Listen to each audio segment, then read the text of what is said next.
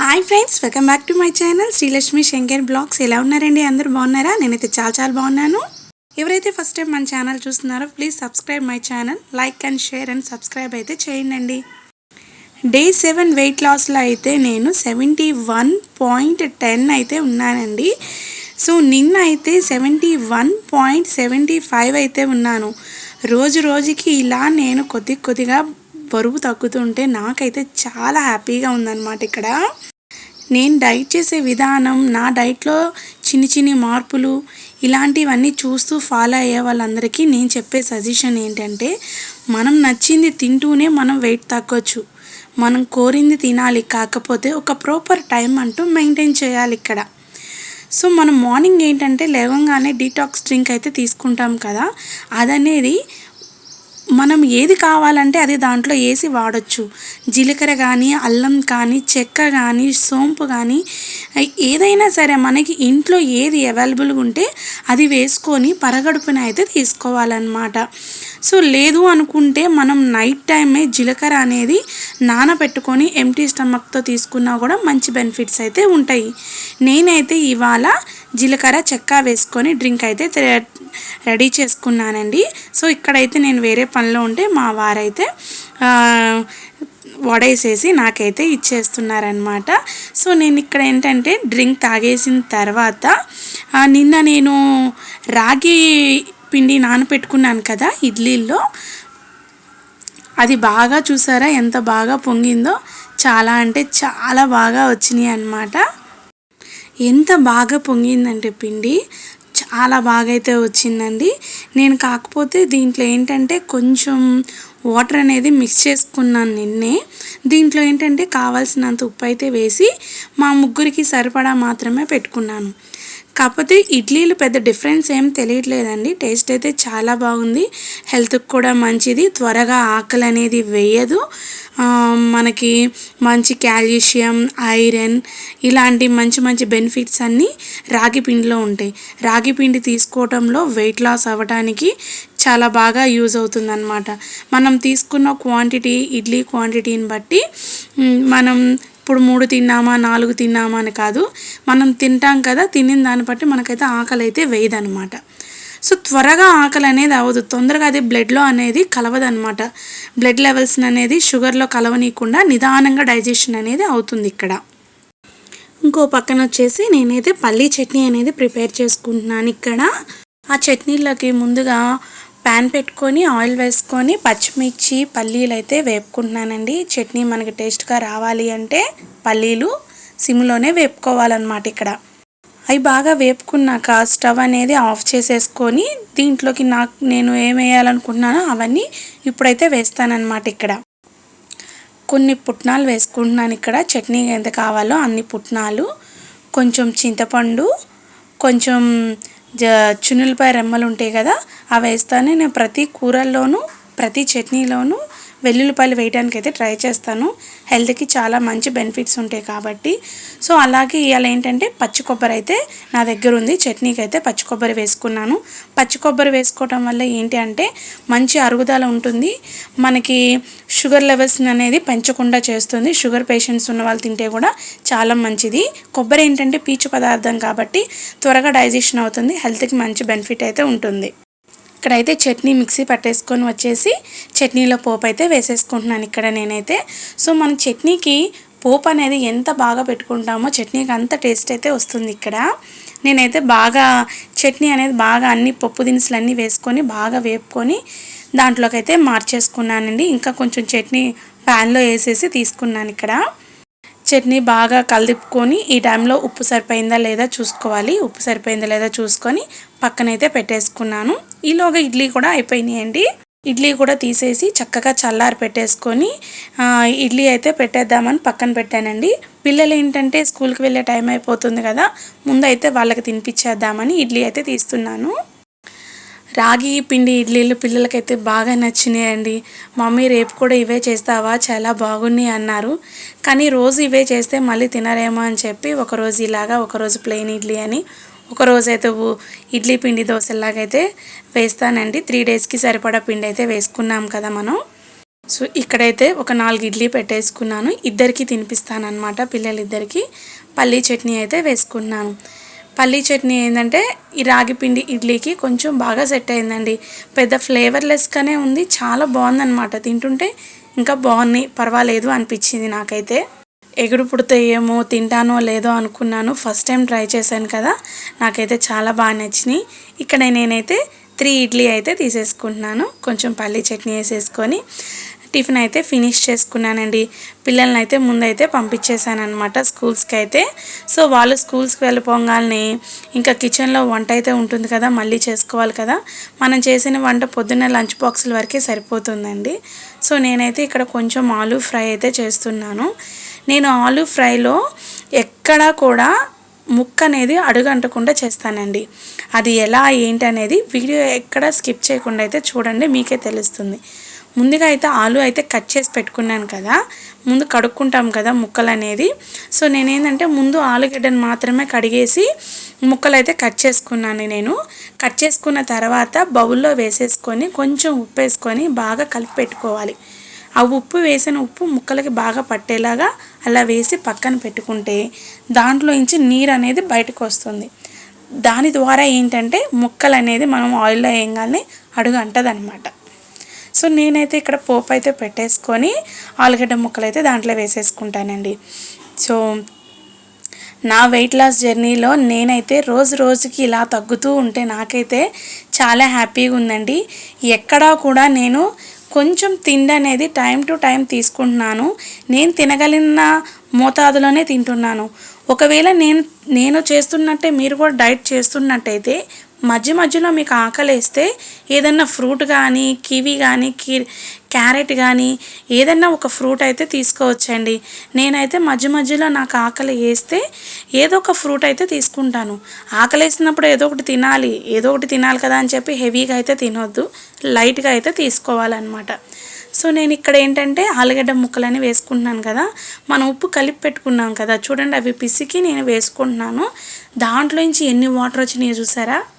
చూడండి, నేను గిన్నె అయితే మీకు చూపిస్తాను. ఎన్ని వాటర్ వచ్చినాయి, ఇన్ని ముక్కల్లోకి ఎన్ని వాటర్ అయితే వచ్చినాయి. సో ఇక్కడి నుంచి అయితే మంచిగా వేపుకోవటమే ముక్కలు, ఎక్కడ కూడా అడుగంటదన్నమాట మీకు. నేను ఇంట్లో ఉన్నది మాత్రమే తింటూనే ఇంట్లో ఉన్న వాటితోనే నేను వెయిట్ లాస్ అవుతున్నానండి. ఏది కూడా పక్క నుంచి బయట నుంచి తెచ్చుకోవాలి, నాకు అవి కావాలి ఇవి కావాలని నేను ఎక్కడ ఏది ప్రిఫర్ చేయట్లేదు. కాకపోతే మనం పాటించాల్సింది ఒకటే, ఈ వెయిట్ లాస్ జర్నీలో ఏవైనా తినొచ్చు, ఏదైనా డ్రింక్స్ రూపంలో తీసుకొని తాగొచ్చు. కాకపోతే ఏంటంటే టైం టు టైం అనేది మనం ఇక్కడ మెయింటైన్ చేయాలి. అలాగే తీసుకునే ఫుడ్ క్వాంటిటీ అనేది ఒక లిమిట్లో తీసుకోవాలి. పక్కా ఎక్సర్సైజెస్ చేయాలి, వాకింగ్ చేయాలి. ఎక్సర్సైజ్ చేయకపోయినా పర్వాలేదు, ఎందుకంటే మనం ఇంటి పనులతోనే మనకి సగం ఎక్సర్సైజ్లు అయితే అయిపోతాయి. సో ఇక్కడ చూసారా, ఆలుగడ్డ ముక్క ఎక్కడన్నా అతుక్కుందా? పోపు పెట్టేసుకొని అన్నీ చక్కగా వేపుకొని ఉప్పు కారం అయితే వేసుకున్నాను, వెల్లుల్లి కారం అయితే వేసేసుకున్నాను. అక్కడ ఆలూ ఫ్రై అయితే అక్కడతో అయిపోయింది. సో నేను వెయిట్ లాస్ జర్నీ మీకు చెప్తూనే నేను చేస్తున్న వంట అయితే చెప్తున్నాను. ఇక్కడ ఏంటంటే ఆ ఫ్రైతో పాటు కొంచెం టమాటో చట్నీ అయితే చేస్తున్నానండి. ఇంట్లో అయితే కొత్తిమీర అవి అయితే ఏమీ లేవన్నమాట. సో పచ్చిమిరకాయలు, టమాటాలు, ఉల్లిపాయలు చింతపండు అయితే వేసేసి కొంచెం నూనె వేసి మగ్గపెట్టేసుకుంటున్నాను. ఇక్కడ చక్కగా మూత పెట్టేసి ఒక 10 నిమిషాలు మగ్గ పెట్టేసుకుంటే చక్కగా అయిపోతుంది. సో నేను ఇక్కడ ఏంటంటే చట్నీ చక్కగా చల్లారిపోయిందనమాట. కొంచెమే చట్నీ అండి, ఒక ఎత్తుకు సరిపోయేలాగైతే చేస్తున్నా. దీంట్లో చిన్న అల్లం ముక్క, 4 వెల్లుల్లిపాయ రెబ్బలు, కొంచెం జీలకర్ర వేసి మిక్సీ పట్టేసుకోవటమే. ఇంతే, టమాటా చట్నీ అయితే రెడీ అయిపోయింది. దోశల్లో కానీ రైస్లో కానీ చాలా అంటే చాలా బాగుంటుందండి. ఇక్కడి నుంచి మిగతా పనులు ఉంటాయి కదా, వాషింగ్ మిషన్లో బట్టలు అయితే అయిపోతూ ఉన్నాయి అన్నమాట. ఇక్కడ వాషింగ్ మిషన్లో బట్టలు అయిపోగానే బట్టలు తీసుకెళ్ళి ఇంకా ఆరేయటమే అనమాట. సో బట్టలు అయితే ఇక్కడ డ్రై అయిపోయినాయండి, ఇంకా తీసేసి బయట అయితే నేను ఇంకా ఆరేసి రావాలి. ఆరేసిన తర్వాత చిన్న చిన్న పనులు ఉంటాయి కదా, అవన్నీ ముగించుకొని అయితే లంచ్ అయితే తీసుకుంటున్నాను. నేను లంచ్ వచ్చేసి అరౌండ్ 1:30 కల్లా లేదా 1 కల్లా అయితే లంచ్ తీసుకుంటాను. ఈరోజు అయితే బ్రౌన్ రైస్ అయితే అయిపోయినాయండి. 1 కప్పు రైస్ అయితే తీసుకున్నాను. దాంట్లోకి మనం చేసుకున్న చట్నీ, కాకరకాయ కారం ఉంది కదా 2 డేస్ బ్యాక్ చేసింది, అది 1 వీక్ అయినా చక్కగా ఉంటుందన్నమాట. దాంతోపాటు ఒక గ్లాస్ మజ్జిగ అయితే తీసుకున్నాను. ఈరోజు లంచ్ అయితే ఇలా ఫినిష్ చేసుకున్నాను అనమాట.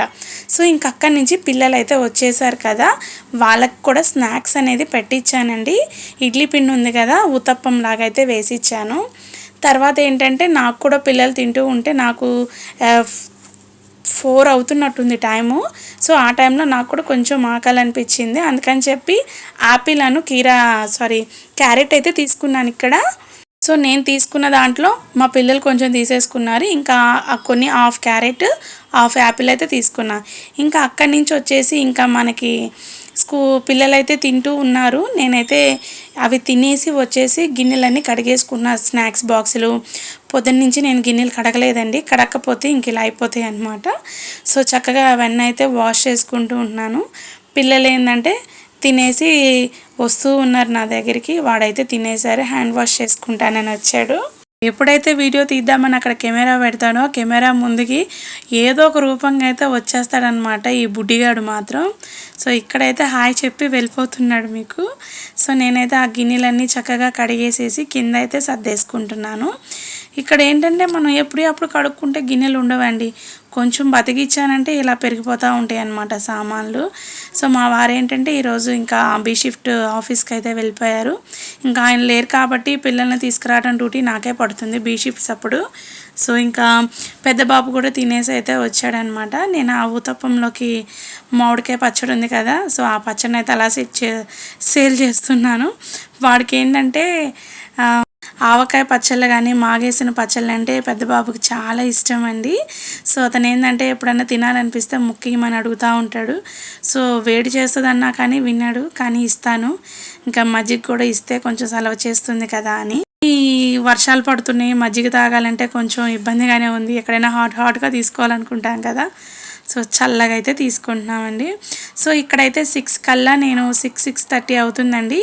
అరౌండ్ 7 మ్యాక్సిమం 7 కల్లా డిన్నర్ అయితే ఫినిష్ చేసుకుంటాను. ఇంకా ఇడ్లీ పిండి ఉందన్నాను కదా, ఒక ఊతప్పం అయితే వేసుకున్నానండి. చక్కగా కొంచెం మందంగా వేసుకొని మూత అయితే పెట్టేసుకొని దాన్ని తిరగదిప్పేసుకున్నాను.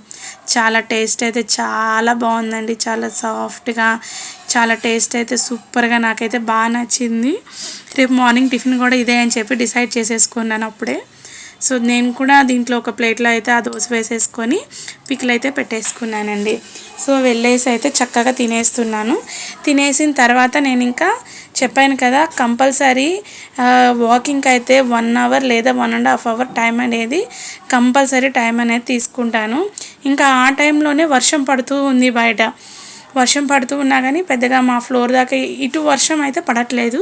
సో నేనైతే ఇంకా వాకింగ్ అనేది కంటిన్యూ చేస్తూ ఉన్నాను అనమాట. చెప్పాను కదండి, మనం ఎంత తిన్నా కానీ ఎంత చేసినా టైం టు టైం తీసుకుంటూ ఒక లిమిట్లో ఫుడ్ తీసుకుంటూ వాకింగ్ అనేది కంపల్సరీ చేయాలి. దాంతోపాటు మ్యాక్సిమం 7 to 8 అవర్స్ మాత్రం నిద్ర అనేది కంపల్సరీ మన వెయిట్ లాస్లో. ఎందుకంటే మనం ఏది సరిగ్గా చేయకపోయినా వెయిట్ అనేది మళ్ళీ వెంటనే గెయిన్ అవుతామన్నమాట. సో నేనైతే వాకింగ్ అయితే పూర్తి చేసుకున్నానండి. అక్కడ ఏంటంటే వర్షం పడుతూ ఉందన్నాను కదా, ఇంకా లోపలికి వచ్చేసాను. ఇంటి పనులన్నీ అయిపోయినాయండి. ఈరోజు నేను మీకు ఒకటి షేర్ చేస్తున్నాను.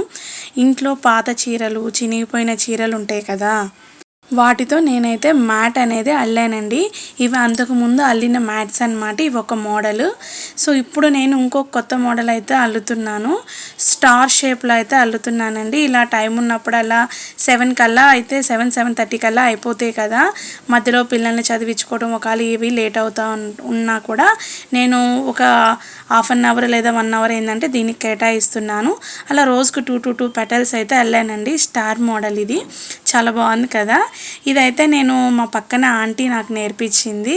సో ఫస్ట్ సర్కిల్ అనేది నేర్చుకున్నాను, తర్వాత స్క్వేర్ షేప్ అల్లాను, తర్వాత ఫ్లవర్ షేప్ ఒకటి అల్లాను, అది ఊర్లో ఉండే. సో ఇదేంటంటే స్టార్ మోడల్ అనమాట, చాలా బాగా వస్తుంది. మోడలు. మనం నేర్చుకుంటే ఏదైనా ట్రై చేయొచ్చు అని ఫస్ట్ కుదరలేదండి, తర్వాత నేర్చుకున్నాను. చాలా ఈజీగా ఉంది. పాత చీరలతో ఇలా కూడా యూజ్ అవుతాయి. మన ఫ్లోర్ మ్యాట్స్ బయట కొనుక్కొచ్చుకునే కన్నా ఇలా చేసుకుంటా ఇంకా చాలా నుంచి అవుతాయి. నాకున్న పాత మ్యాట్స్ దగ్గరగా 7 ఇయర్స్ నుంచి అయితే నేను వాడుతున్నానండి. చాలా యూజ్ అవుతున్నాయి నాకైతే. సో మీకు ఈ వీడియో లింక్ కావాలంటే నాకు కామెంట్ చేయండి. ఒక లాంగ్ వీడియో అయితే చేస్తాను, కొంచెం త్వరగా చేయడానికి అయితే ట్రై చేస్తాను. సో అది చాలా ఈజీగా అయితే ఉంటుంది. మనకి ఊలు అల్లటం వస్తే ఇంకా ఈజీగా అయితే వస్తుందన్నమాట. సో నేను ఖాళీగా ఉన్నప్పుడు దీన్ని ఇలా ట్రై చేస్తూ ఉంటాను. ఏదో ఒక పని చేసుకుంటూ ఉంటాను ఖాళీగా ఉన్నప్పుడు. ఈరోజు ఏంటంటే మ్యాట్ అనేది ట్రై చేస్తున్నాను. సో ఇదేనండి వ్లాగ్. మీకు నచ్చితే లైక్ చేయండి, షేర్ చేయండి, సబ్స్క్రైబ్ చేయండి. నా వెయిట్ లాస్ జర్నీలో జాయిన్ అయ్యి నన్ను సపోర్ట్ చేస్తూ నన్ను ఇలా ముందుకు తీసుకొస్తున్న ప్రతి ఒక్కరికి పేరు పేరున థ్యాంక్ యూ సో మచ్ అండి. ఈ వీడియో వాచ్ చేసినందుకు కూడా థ్యాంక్ యూ సో మచ్ అండి. మరొక వెయిట్ లాస్ వీడియోతో మళ్ళీ కలుద్దాం. అంతవరకు సెలవు మరి. బాయ్.